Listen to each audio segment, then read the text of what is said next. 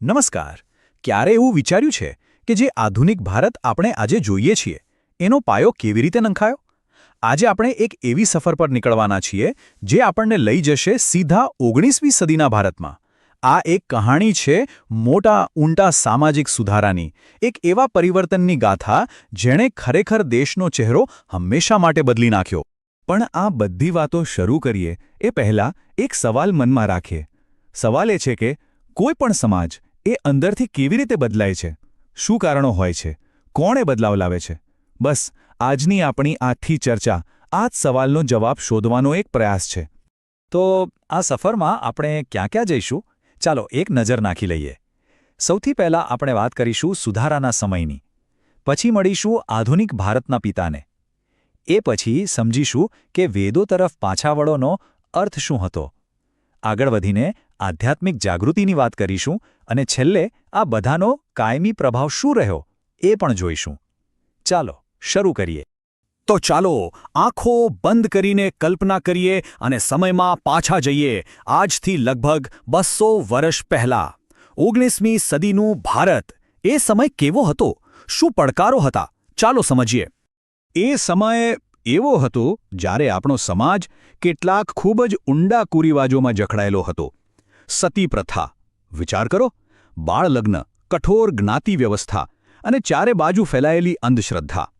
આ એવા બંધનો હતા જેણે સમાજને અંદરથી જાણે કે ખોખલો કરી નાખ્યો હતો. પણ આવા જ ઘોર અંધકારમાં કેટલાક લોકો હાથમાં મશાલ લઈને આગળ આવ્યા, સમાજને એક નવી દિશા આપવા.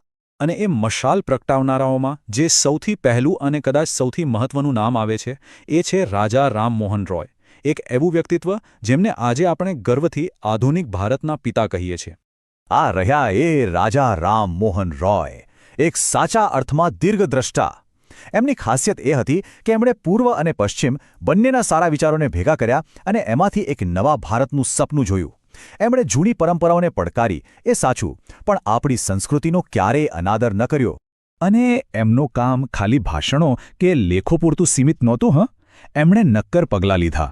જેમ કે 1821માં એમણે સંવાદ કૌમુદી નામનો અખબાર શરૂ કર્યો, જેથી લોકો વચ્ચે સાચા મુદ્દાઓ પર ચર્ચા થાય. પછી 1828માં સ્થાપના કરી બ્રહ્મો સમાજની. પણ એમની સૌથી મોટી ઐતિહાસિક જીત આવી 1829માં. એમના જ અથાગ પ્રયાસોથી સતી પ્રથા જેવી અમાનવીય પ્રથા પર કાયદાકીય રોક લાગી. વિચારો, એ ખરેખર એક યુગનો અંત હતો અને એક નવા આધુનિક યુગની શરૂઆત હતી. તો સવાલ એ થાય કે આ બ્રહ્મો સમાજ હતું શું? જો એ ખાલી એક સંસ્થા નહોતી, એ તો એક આખી નવી વિચારધારા હતી. એનો મૂળ સિદ્ધાંત હતો ઈશ્વર એક છે. અને એટલે જ મૂર્તિપૂજા કે પછી જ્ઞાતિવાદ જેવા ભેદભાવનું એમાં કોઈ સ્થાન નહોતું. બધી જ વાત તર્ક અને આધુનિક વિચાર પર આધારિત હતી. એમ કહી શકાય કે શ્રદ્ધાની સાથે બુદ્ધિનો ઉપયોગ કેવી રીતે કરવો એ શીખવાનો આ એક પ્રયાસ હતો.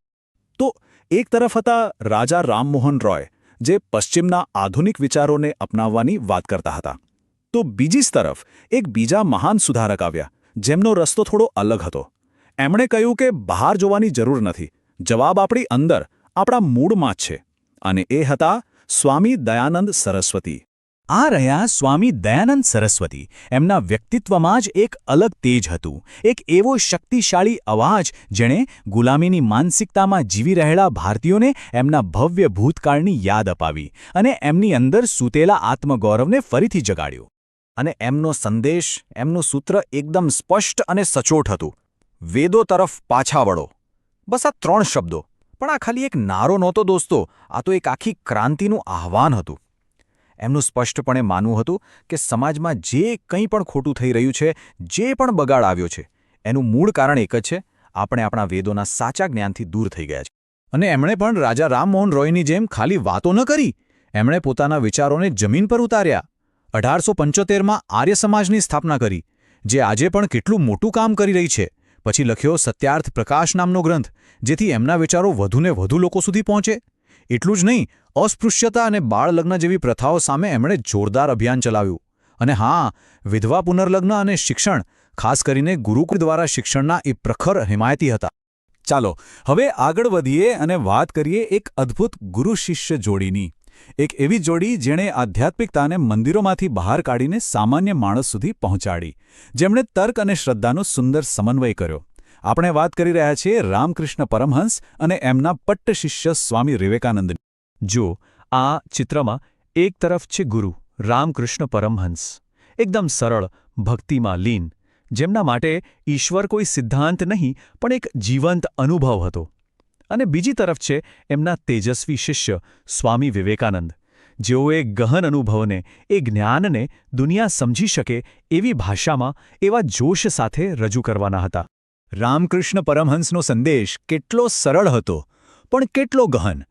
એમણે કહ્યું, ઈશ્વરને શોધવા માટે ક્યાંય મંદિરોમાં કે પહાડોમાં ભટકવાની જરૂર નથી. એ તો દરેક જીવમાં વસે છે. અને એટલે જ એમણે સૂત્ર આપ્યું, માનવ સેવા એ જ પ્રભુ સેવા. બસ આ એક જ વાક્યમાં એમની આખી ફિલોસોફી સમાઈ જાય છે. અને એમના ગુરુના આ જ સંદેશને સ્વામી વિવેકાનંદે એક નવી ઉર્જા, એક નવો જોશ આપ્યો. એમણે દેશના યુવાનોને આહ્વાન કર્યું, ઉઠો, જાગો અને ધ્યેય પ્રાપ્તિ સુધી મંડ્યા રહો. આ ખાલી શબ્દો નહોતા, આ તો જાણે કે આખા દેશને, જે નિરાશામાં સૂઈ ગયો હતો, એને જગાડવા માટેનો શંખનાદ હતો.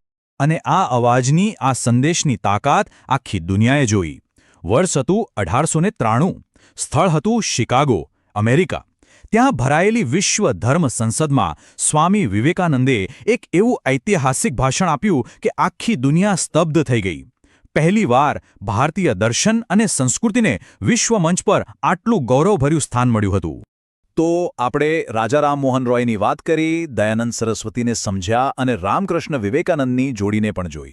પણ સવાલ એ છે કે આ બધા મહાનુભાવોનો ભેગો થઈને શું પ્રભાવ પડ્યો? એમની મહેનતનું શું પરિણામ આવ્યું? ચલો એના પર એક નજર કરીએ. સૌથી મહત્વની વાત એ છે કે આ સુધારકોનું કામ એમના જીવન સાથે પૂરું ન થઈ ગયું.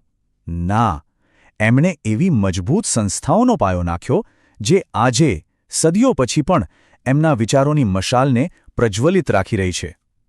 પછી એ રાજા રામમોહન રોયનો બ્રહ્મો સમાજ હોય, દયાનંદ સરસ્વતીનો આર્ય સમાજ હોય, કે પછી સ્વામી વિવેકાનંદનું રામકૃષ્ણ મિશન. ટૂંકમાં કહીએ તો આ બધા મહાનુભાવોએ મળીને આધુનિક ભારતનો નકશો તૈયાર કર્યો. એમણે શિક્ષણ પર ભાર મૂક્યો, સામાજિક સમાનતાની વાત કરી અને ભારતીયોને એક નવી, આત્મવિશ્વાસથી ભરેલી સાંસ્કૃતિક ઓળખ આપી. ખરા અર્થમાં જે આધુનિક ભારત આજે આપણે જોઈએ છીએ, એનો મજબૂત પાયો આ લોકોએ જ નાખ્યો હતો.